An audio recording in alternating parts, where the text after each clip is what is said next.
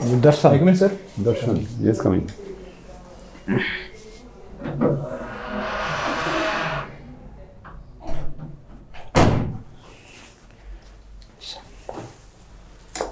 Good, thank you. Thank you sir. हाँ दर्शन, आप board को अपने बारे में बताइए। सर मेरा नाम दर्शन है। मैं राजस्थान के गांव इंद्रपुरा जिला झुंझुनू का निवासी हूं। मेरे पिताजी का नाम महेंद्र सिंह है, वह एक किसान है। मेरी माताजी का नाम संतरा देवी है। मैंने अपनी बीएससी पंडित दीनदयाल उपाध्याय शेखावटी यूनिवर्सिटी से इसी साल 2023 में की है और इसी के साथ साथ मैंने अपनी बैंकिंग की तैयारी भी की है। आप अपने एरिया के बारे में बताइए। सर मैं झुंझुनू जिला का निवासी हूँ। सर झुंझुनू जिला का नाम झुंझुनू के शासक झुंझार सिंह नेहरा के नाम पर पड़ा था सर। और हमारे ज़िले में रानी सती का मंदिर प्रसिद्ध है और इसी के साथ साथ लोहागल धाम और नरहड़ पीर की दरगाह है। अच्छा अच्छा, आप अपनी स्ट्रेंथ और वीकनेस बताइए। सर मेरी स्ट्रेंथ है कि एनालिटिकल स्किल्स बढ़िया है मेरी सर, टीम वर्क बढ़िया है और लर्निंग स्किल्स बहुत बढ़िया है क्योंकि मैंने इसी साल ग्रेजुएशन की और मेरा फर्स्ट अटेम्प्ट है, इसमें मैं आपके सामने हूँ। टीम वर्क बढ़िया है, कोई उदाहरण बताइए आप। टीम वर्क सर जैसे एक ग्रुप में भी काम करना बढ़िया लगता है, जैसे ग्रुप स्टडी हो गई और उससे मैंने ज़्यादा किया। हाँ तो बताइए आप ग्रुप स्टडी के बारे में कोई आपका अनुभव बताइए। इसको खास तो है नहीं। कहाँ बोलिए। आपके हॉबीज क्या है? मैं फ्री टाइम में म्यूजिक सुनना पसंद करता हूँ। म्यूजिक सुनना पसंद करता हूँ। आप बैंक के बारे में क्या जानते हो? Sir bank is a financial institute which accept deposit for lending and investment purpose. और सर वो क्रॉस सेलिंग भी करते हैं, जैसे इंश्योरेंस हो गई, लॉकर्स हो गए। आपके रोल मॉडल कौन है? Role model Mahendra Singh Dhoni sir. Mahendra Singh. आप बैंकिंग क्षेत्र में शामिल क्यों होना चाहते हैं, बताइए आप। सर जैसे बैंकिंग क्षेत्र में इसमें एक तो सर रेगुलर वैकेंसीज निकलती हैं और इसमें कैरियर ग्रोथ भी बढ़िया है सर, इसलिए मैं इसमें बैंकिंग क्षेत्र में आना चाहता हूँ। एक पीओ की क्या ड्यूटी होती है? सर पीओ की ड्यूटीज़ बेसिकली ब्रांच को लीड करना और अकाउंट ओपनिंग, लोन इशू करना, जो अपने साथी हैं उनको उनका काम चेक करना सर, जो क्लर्क्स हैं। एक पीओ की क्या क्वालिटी होनी चाहिए, बताइए आप। सर एक पीओ क्वालिटी क्या होनी चाहिए पीओ में? क्वालिटी सर उसका बिहेवियर बढ़िया होना चाहिए सर, उसकी टीम स्किल्स बढ़िया होनी चाहिए। भारत में कितने तरह के बैंक हैं? भारत में sir basically private sector banks, public sector banks, RRBs, cooperative banks. ये शेड्यूल बैंक किसे कहते हैं? तो शेड्यूल्ड बैंक जो आरबीआई की banking regulation act, scheduled banks, RBI के सेकंड शेड्यूल में जो रजिस्टर्ड है। नहीं, बैंकिंग रेगुलेशन एक्ट कब बना? बैंकिंग रेगुलेशन 1949 में सर। 49 में बना।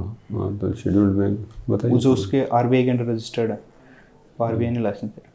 आरबीआई के 5 काम बता दीजिए आप। सर आरबीआई के 5 काम: बैंकों को रेगुलेट करना, करेंसी इश्यू करना, करेंसी प्रिंट करना, और मॉनेटरी पॉलिसी जारी करना, और मार्केट में कैश फ्लो को देखना और कैश फ्लो को मेंटेन करना। मौद्रिक नीति के बारे में आप क्या जानते हैं? Monetary policy sir basically by monthly issue की जाती है आरबीआई द्वारा।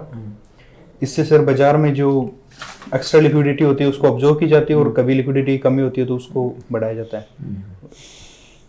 रेपो रेट और रिवर्स रेपो रेट के बारे में बताइए आप थोड़ा। सर रेपो रेट जो बैंक्स के पास ओवरनाइट लैंडिंग दी जाती है जब बैंक को जरूरत होती है तो, और रिवर्स रेपो रेट जो बैंक के पास सरप्लस होता है उसको आरबीआई अपने पास रखती है। रेपो रेट वर्तमान में कितनी चल रही है?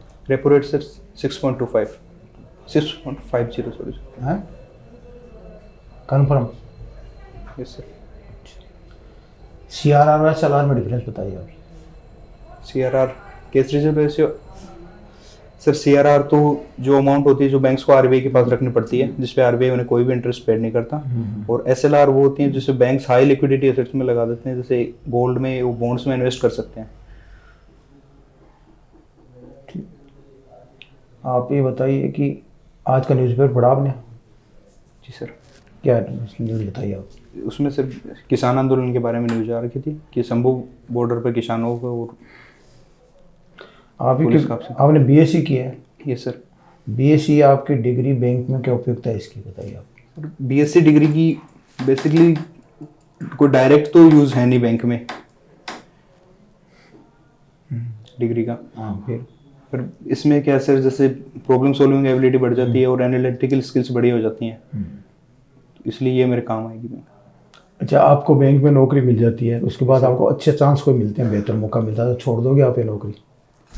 नहीं सर। क्यों? सर अच्छे बेहतर चांस भी कौन से मतलब सर?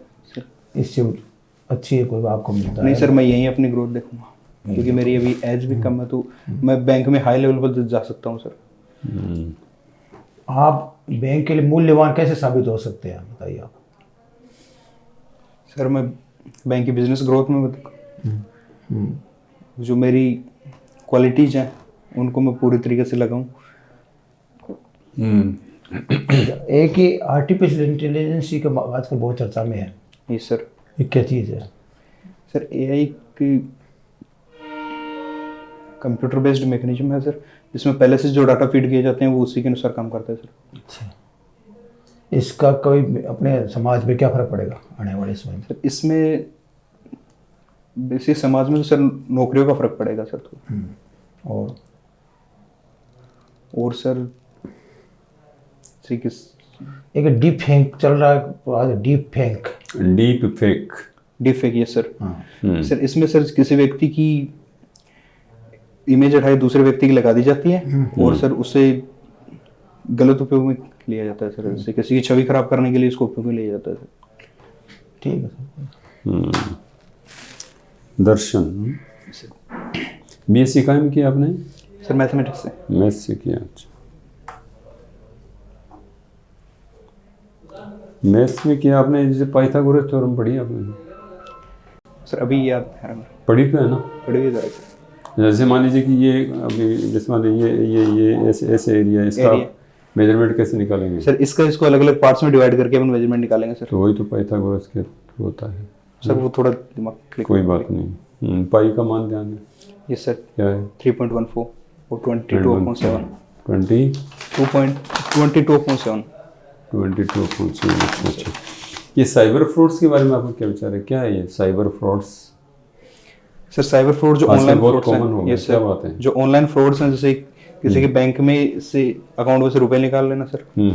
उस व्यक्ति के साथ जैसे ओटीपी शेयर कर, उसको ओटीपी मांग के किसी से, या फिर का मतलब क्या है? One time password sir. अच्छा। और किसी को कोई लिंक शेयर करके, जो वो व्यक्ति लिंक शेयर करता है तो उसकी डिटेल्स उनके पास आ जाती हैं, तो उससे जो फाइनेंशियल लॉस रहता है बेसिकली साइबर फ्रॉड्स का। इसको मतलब यानी कैसे कम किया जा सकता है साइबर फ्रॉड्स को? सर इसको लोगों को जागरूक करके कम किया जा सकता है। लोग अपनी पर्सनल डेटा किसी के साथ शेयर नहीं करें, जैसे ओटीपी हो गया, या फिर जो कोई अनऑथोराइज्ड लिंक है उसको ओपन नहीं करें।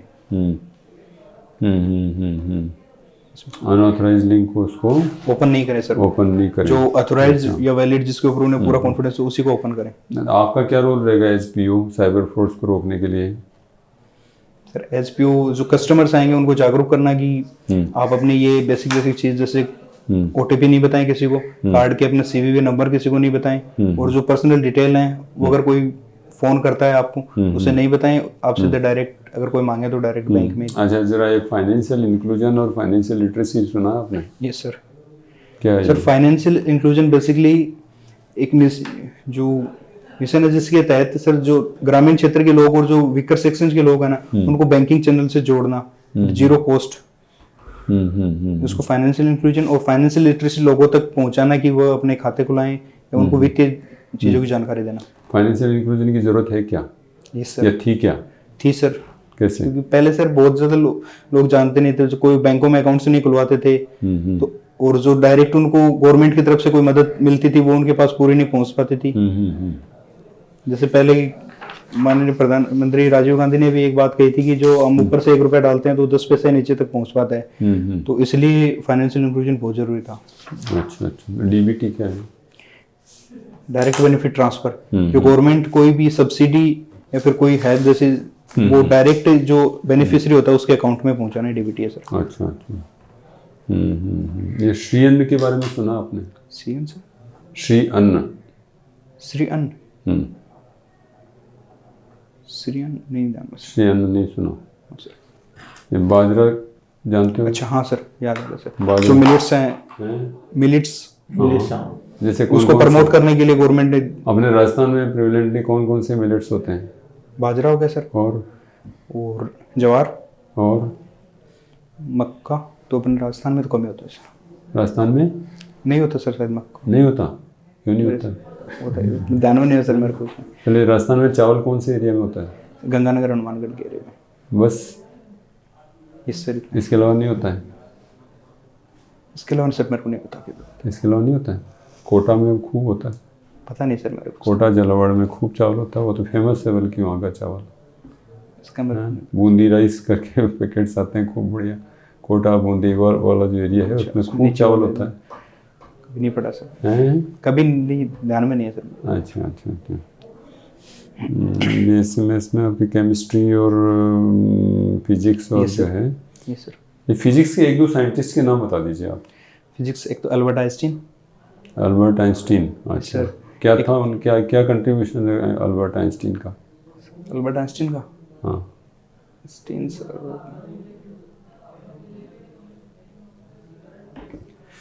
क्या कंट्रीब्यूशन है? याद नहीं आ रहा सर भी। Albert Einstein sir.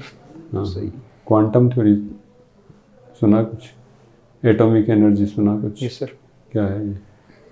जो एटम्स हाँ की एनर्जी सर। हैं? एटम? हाँ सर एटम सबसे, किसी मॉलिक्यूल सबसे छोटा पार्ट होता है जिसमें एक न्यूक्लियस होता है। अच्छा। एटम और न्यूक्लियस क्या होता है? न्यूक्लियस हाँ, जिसमें से इलेक्ट्रॉन और प्रोटॉन होते हैं।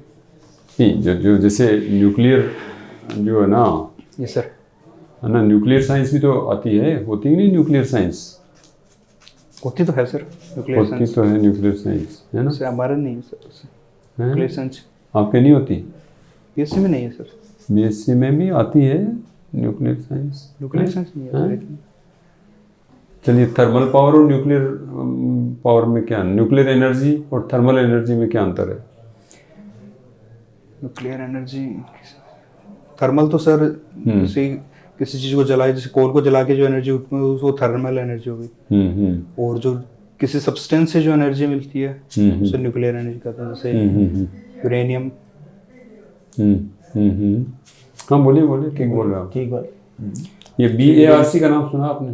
BARC नहीं sir. Bhabha atomic research centre, sir सुना? पता है, वो न्यूक्लियर एनर्जी पे ही काम करते हैं सारा। Okay, so nice, thank you very much.